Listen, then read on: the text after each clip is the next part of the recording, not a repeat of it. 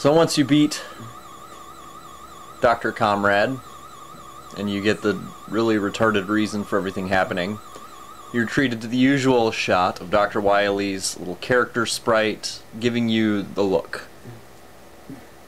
That eyebrow wiggling...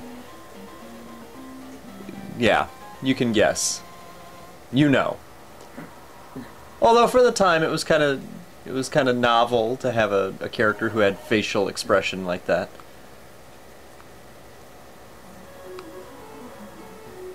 Now Dr. Wily has about as much character to his level as Dr. Comrade. I.e. none. It's one of the more disappointing Wily levels in the series, I would say. And it's kind of sad. I mean, at the outset you fight these little guys, little tin head dudes that I don't know what their names are.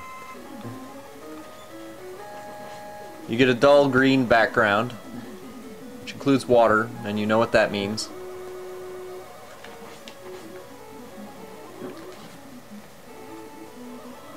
And really, I mean, just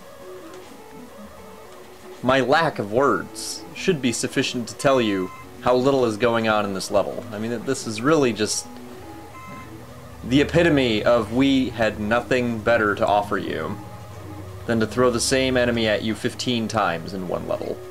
Now, considering the last boss, maybe they were trying to go with some kind of a theme. I mean the last boss of this level. But if so, it failed. It equals fail. It is fail, however you want to say it in today's online speak. And once again, you're given spikes in the ceiling and spikes everywhere.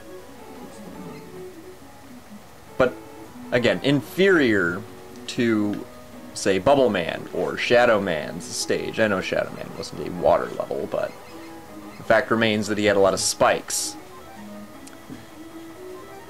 So you're really not given anything fantastic. It's just a very brief, very pathetic obstacle course before you get to the last boss of the area, and one step closer to fighting Wily.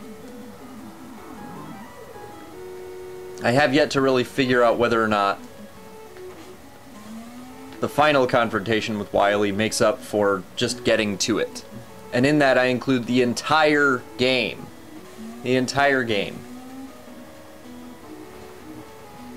It's difficult for me to comprehend how a Mega Man game could be so par after the first two installments. Now, no game has to completely outdo its predecessor. While a fantastic action game in its own right, and absolutely gorgeous to look at, God of War 3 is a prime example. The first 15 minutes outdid a lot before it. The game as a whole did not outdo the second one. Nor would I even say it necessarily outdid the first. But this is just inexcusable, in my mind. An inexcusable waste of Mega Man. I don't care if they were going with the theme of capitalism versus communism and trying to, make a Mega Man game on a shoestring budget. Just for the spirit of the game. I don't care if they were trying to do it that way. This shit sucks. Not only is the entire first level full of these little tin hat guys, but again, maybe they were going for a theme. Maybe that was the entire purpose with this installment, was purely thematic. But you have to wonder, they could have come up with something more original.